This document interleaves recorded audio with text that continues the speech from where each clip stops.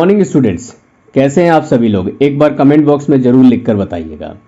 अब हम merchant of Venice play को आगे बढ़ाते हुए एक्ट 2 सीन 1 पर आ गए हैं। इसमें हम प्रिंस मोरोको और पोर्शिया के बीच की कन्वर्जेशन को पढ़ेंगे और समझेंगे। यहाँ से भी काफ़ी इंपॉर्टेंट क्वेश्चंस आपसे प्ले से पूछे जाते हैं, तो ध्यान से एक एक चीज़ को आपको समझना है।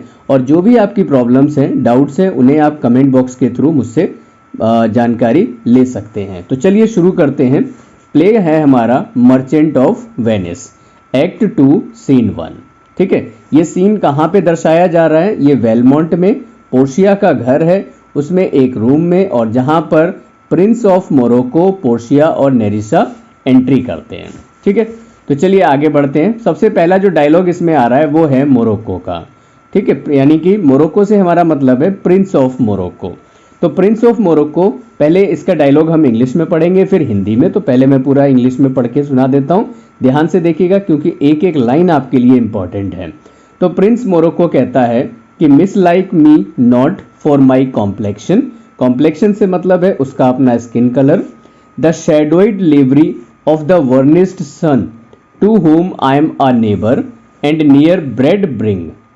ठीक है, ये अपने आप को क्या बताने की कोशिश कर रहा है? जो उसका कॉम्प्लेक्शन है यहाँ पर, ब्लैक कॉम्प्लेक्शन, स्किन कलर, उसको जो है पोर्शिया को उस ब्लैक कॉम्प्लेक्शन को लेकर के किसी तरह का खेद ना हो, इसलिए समझाने की कोशिश करता है।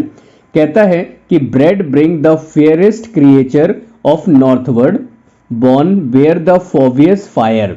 यहाँ पे कहते हैं सन की जो धूप है वो, scarce thaws the icicles and let us make incision for your love to prove whose blood is reddest, his or mine. I tell the lady, this aspect of mine hath feared the valiant.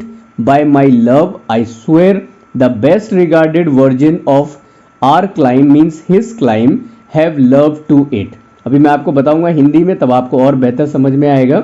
सो कहते हैं I would not change this hue. Hue means colour होता है, यानी उसकी skin colour. Except to steal your thought my gentle queen. अब हम इसी लाइनों को हिंदी में समझें। देखिए, प्रिंस ऑफ मोरोको कहता है कि कृपया मेरे काले रंग पर ना जाएं, यह तो सूर्य भगवान का एक दिया हुआ तोहफा है, क्योंकि उसका जो एरिया यानी कि मोरोको वो इक्वेटर के पास में आता है। तो इसलिए कहता है जिसका मैं एक नज़दीकी पड़ोसी हूँ। मैं उत्तर में पैदा हुए किसी भी, उत्तर का मतलब है कि जहाँ पे ट्रॉपिक ऑफ, अगर हम बात करें तो यहाँ पर कैप्रिकॉन से ऊपर का हिस्सा जहाँ पर यूरोप वगैरह आता है। तो कहते हैं कि यहाँ के किसी भी ऐसे व्यक्ति से कंपैरिजन मेरा करवा लो जो गोरी चमड़ी का है, यानी कि वाइट है।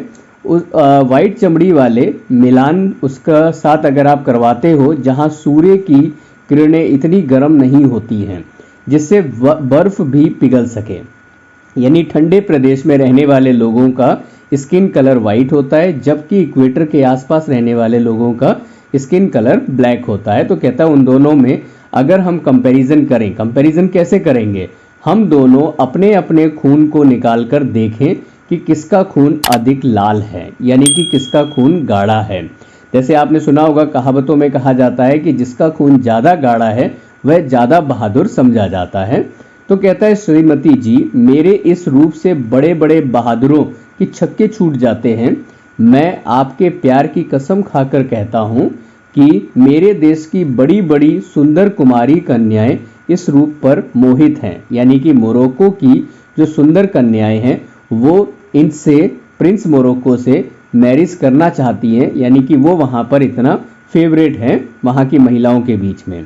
मेरी महारानी, यानी अभी महारानी हुई नहीं है, केवल संबोधन में कह रहा है, मेरी महारानी, यदि तुम्हारे प्रेम को जीतने का प्रश्न ना हो तो मैं कभी अपने इस रंग को बदलने की इच्छा भी नहीं करूंगा। कहने का मतलब क्या है कि सिर्फ और सिर्फ जो है मैं तुमसे प्रेम करता हूं और तुमसे मैरिज करना चाहता हूं, इसलिए भले ही मैं चाहूं कि मैं गोरा हो जाऊं, अदरवाइज मुझे अपने काले रंग पर कोई भी परहेज नहीं है। और मेरे क्षेत्र में बहुत सारी लड़कियां मुझसे मैरिज करने को तैयार हैं, लेकिन सिर्फ और सिर्फ तुम्हारे लिए अगर मेरा बस चले तो मैं अपना रंग बदल सकूं तो मैं बदल लूं। ठीक है, अदरवाइज उसकी कोई ज़रूरत मुझे नहीं है। ऐसा यहाँ पे प्रिंस मोरोको पोर्शिया को इम्प्रेस करने के लिए बातें कहता है। अब हम इसी डायलॉग को एक बार पोर्शिया के डायलॉग को इंग्लिश में पढ़ के देखते हैं। पोर्शिया कहती है, in terms of choice I am not solely led by nice direction of a maiden's eye. जैसे नॉर्मल कोई भी जो है कुंवारी कन्या अपना विचार रख सकती है, इसके पास ऐसा कोई राइट नहीं है।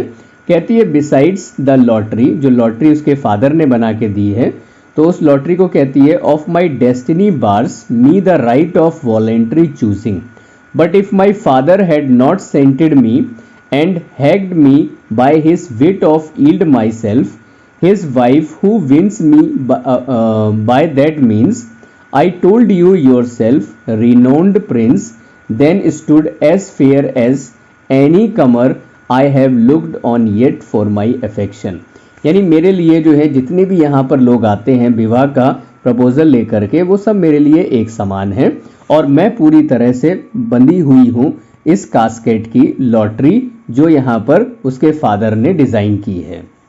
आइए सेम डायलॉग को अब हम हिंदी में समझते हैं। कहती है पोर्शिया, एक पति पाने के लिए एक कुमारी के दिल में क्या उमंगें होती हैं, इससे मुझे कोई वास्ता नहीं है। मेरी किस्मत तो इन डिबियों की लॉटरी में है जिसके आगे मेरे चाहने अथवा ना चाहने का सवाल ही खड़ा नहीं होता है। यदि मेरे पिताजी ने ऐसी वसीयत ना छोड़ी होती जिसमें उनकी कोई बुद्धिमानी ही होगी, ठीक है, अपने पिता का सम्मान भी करती है और इस चीज़ का अफसोस भी जताती है कि उसके पास ये ऑप्शन नहीं है कि वह किससे विवाह करे और किससे ना करे। और जैसा मैंने आपको बताया है कि उसी तरीके से मैं अपना पति वर सकती हूँ जो इस लॉटरी को सही से चुनेगा, यानी ऐसी कास्केट को चुनेगा जिसमें मेरा चित्र निकलेगा। फिर हे राजकुमार, चाहे आप ही क्यों ना हो, मैं आपसे ही नाता निभाऊंगी बजाय किसी और के, चाहे मैंने उसे देखा हो या मैंने उसे ना देखा हो। ओके, तो इससे जो है प्रिंस मोरक्को को थोड़ी सी जो है तसल्ली मिलती है। तो अगला डायलॉग प्रिंस मोरक्को का है, फिर से पोर्शिया को कुछ समझाने के लिए और इम्प्रेस करने के लिए। तो मोरक्को कहता है, even for that I thank you, means अगर तुमने यानी कि पोर्शिया ने आपने मुझे रिजेक्ट नहीं किया तो इससे मैं ये समझता हूँ कि आप जो है मुझसे विवाह कर सकती है। तो इसलिए जो है वो यहाँ पर उसका शुक्रिया करता है। कहता है therefore I pray you lead me to the casket to try my fortune by this scimitar. वो अपना एक खंजर निकालते हुए बात करता है और दिखाते हुए कहता है that slew the Sophy and a Persian prince that won 3 fields of Sultan सोलेमन।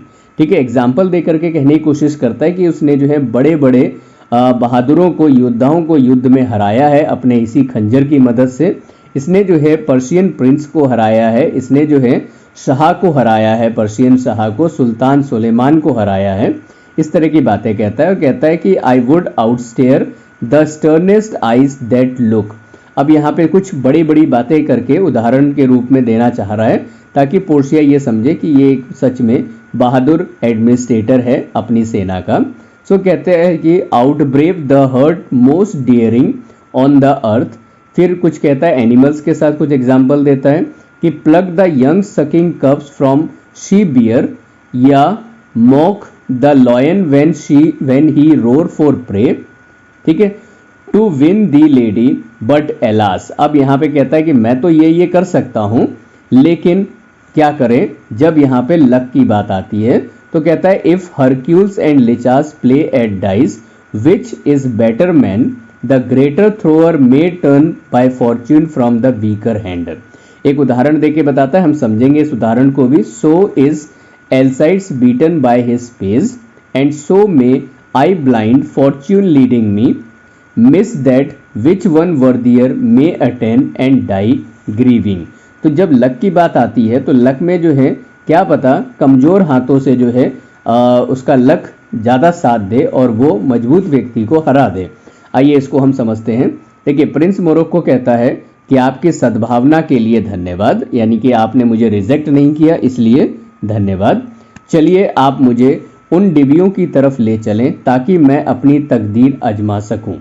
मेरी ये तलवार देखती हैं आप, इससे मैंने फारस के शाह को हराया है, फारस के एक अन्य राजकुमार को मैंने मार गिराया है जिसने लड़ाई के मैदान में सुल्तान सुलेमान को 3 बार हराया था। मैंने उसको हराया है। ठीक है, इस तलवार की कसम, मैं तुम्हें पाने के लिए भयंकर से भयंकर आदमी से लोहा ले सकता हूँ। ठीक है, और क्या क्या कर सकता है वो, कहता है कि जो है रीचनी की छाती से, यानी कि शी बियर की बात कर रहे हैं, तो रीचनी की छाती से चिपके हुए उसके उस बच्चे को भी छीन कर ला सकता है जो भूखा है।